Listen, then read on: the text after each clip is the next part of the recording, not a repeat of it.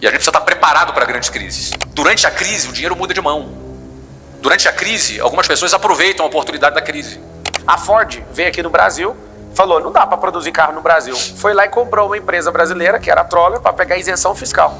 Acabou a isenção fiscal, não sei se o motivo, eles não quiseram renovar isso, ou se acabou ali mesmo. Eu sei que na hora que acabou, eles falaram, vamos tirar o time do Brasil e parou de mexer com o carro aqui no Brasil. E sempre que ele tá discutindo, ele vai falar o valor do carro, ele fala, esse carro era tantos dólares. Aí mas pra que ficar falando dólar? É porque a cabeça tá numa única moeda, que é a moeda forte.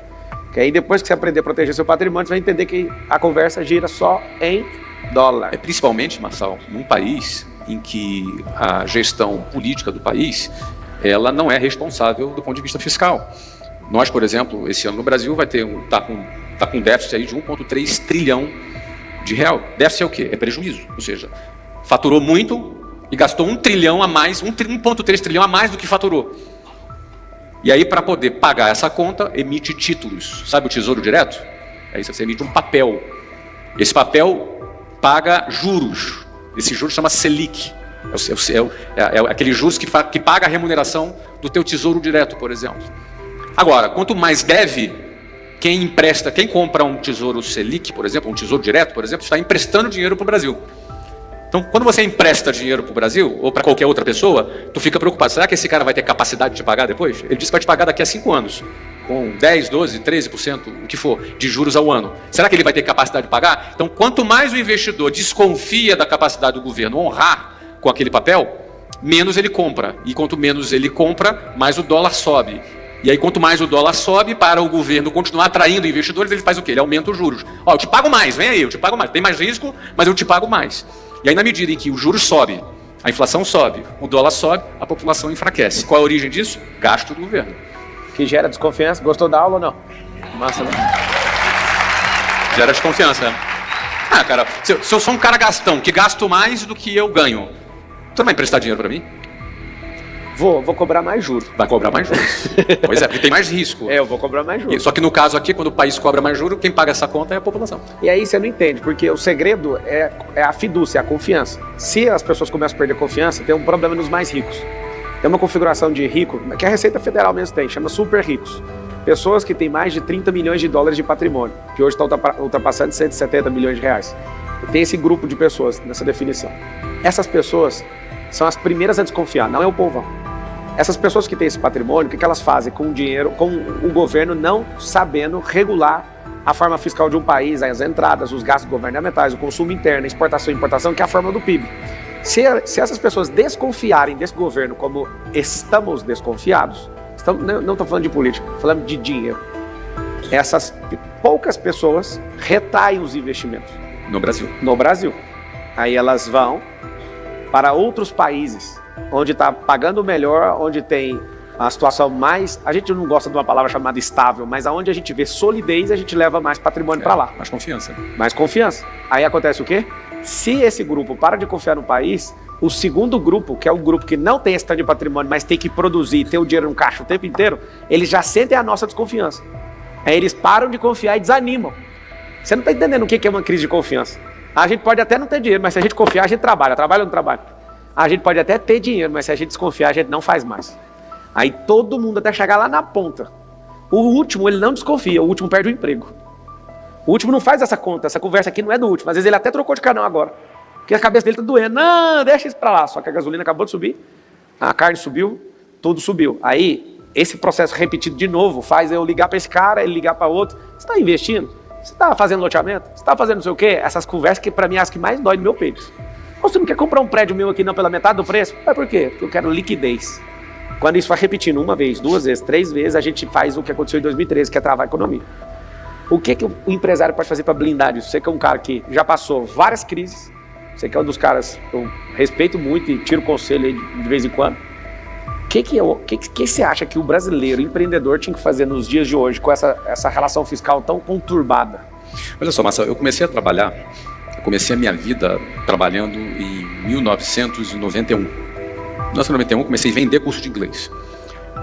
Sem falar inglês? Hoje eu falo inglês. Mas naquele dia, naquela época eu não falava isso. Mas em 1991 comecei a vender curso de inglês. E só para contextualizar, os mais antigos aqui, quem lembra do Plano Collor aqui? Então são os velhinhos aqui, os cabeça branca como eu aqui, né? Isso. Lembra? O Plano Collor foi em 1990, ele congelou a poupança no Brasil, ou seja, ele confiscou o dinheiro da poupança do brasileiro. Ele numa tentativa de baixar a inflação, ele cortou a demanda, a oferta e a demanda na raiz. Ele cortou a poupança da população. E quando você corta o dinheiro, aí as pessoas não têm mais dinheiro para comprar nada. E aí, obviamente, a inflação cai, porque você diminui a demanda. Nesse momento, na década de 90, ali em 1991, foi quando eu comecei a vender. Ou seja, eu fui treinado num ambiente de escassez.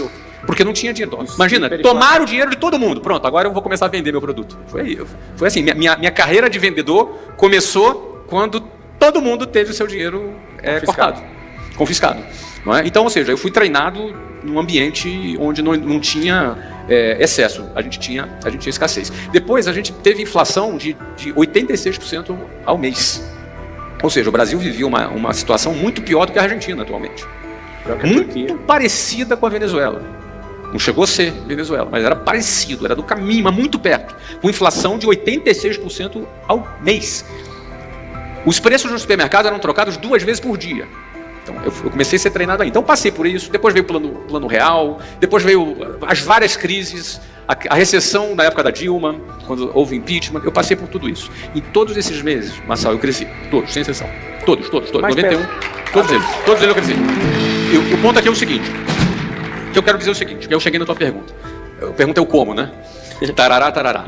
Então, como é que a gente faz nesse momento para crescer? É preciso estar conectado com a economia real. A economia real não é o mercado financeiro.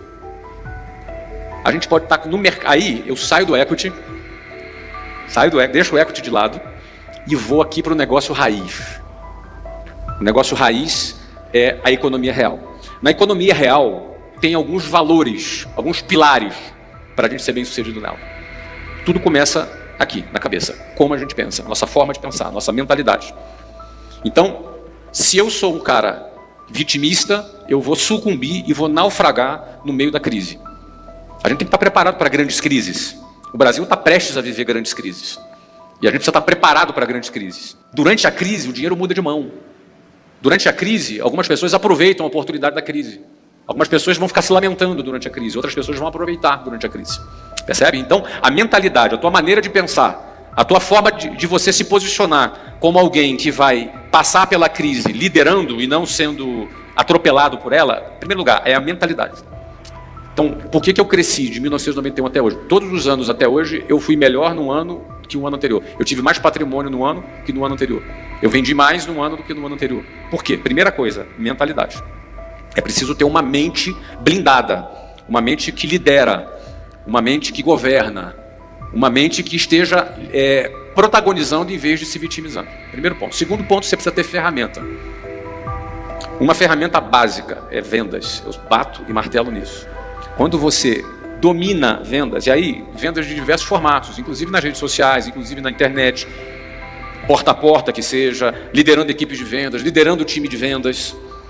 Ou seja, vendas é a ferramenta que traz dinheiro do mercado para dentro do seu negócio. Então, eu sempre foquei em vendas. 90% do meu tempo nos meus negócios são direcionados para vendas, para geração de receita. E quando você domina essas ferramentas para você vender, não tem crise. Vai ter crise para outras pessoas, para você não vai ter. Não é que não tem crise, vai ter crise. Mas você supera a crise vendendo. Terceiro pilar e último aqui para a gente fechar. Você pode ter uma mentalidade maravilhosa. Você pode ser o melhor vendedor que existe, vender na internet, você influenciar, ter milhões de seguidores, ou você liderar time de venda. Você pode ser muito bom, mas se seu modelo de negócio for uma porcaria, de nada adianta. O que eu quero dizer é o seguinte: um cara espetacular no modelo ruim vai ter um resultado medíocre. Um cara médio no modelo bom, ele vai ter um resultado excelente. Ou seja, modelo de negócios é rei. O que eu quero dizer com isso? Existem modelos que pode ser o cara pode ser bom, pode ser estrategista. Você pode pegar aí o melhor dos melhores e botar nesse cara, mas se o modelo é ruim, acabou. Pega modelo que fiscalmente você tem que pagar 40% de imposto. O modelo já é nat morto, já de cara. Já começa com 40% de imposto. O negócio é bom, só que a parte fiscal destrói o modelo. Todo mundo quer produzir carro. Qual marca no Brasil que tem a marca brasileira? Nenhuma. Porque vai ter que pagar IPI, vai ter que pagar ICMS, já tem um modelo tributário. Então ninguém investe nesse troço. Não tem ninguém por esse caminho. O que você está vendo agora no mercado é trazendo carro de fora, com isenção de IPI.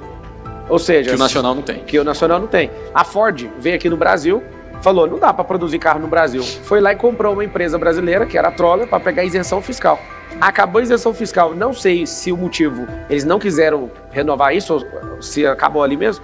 Eu sei que na hora que acabou, eles falaram, vamos tirar o time do Brasil e parou de mexer com o carro aqui no Brasil. Ou seja, o modelo de negócio determina se ele vai funcionar ou não. E tem gente que fica dando murro em ponta de faca. Fica dando murro, tentando plantar uma semente boa no asfalto. Então o conhecimento é que liberta. E hoje nós somos uma geração que podemos dividir conhecimento nas redes sociais, através das nossas iniciativas.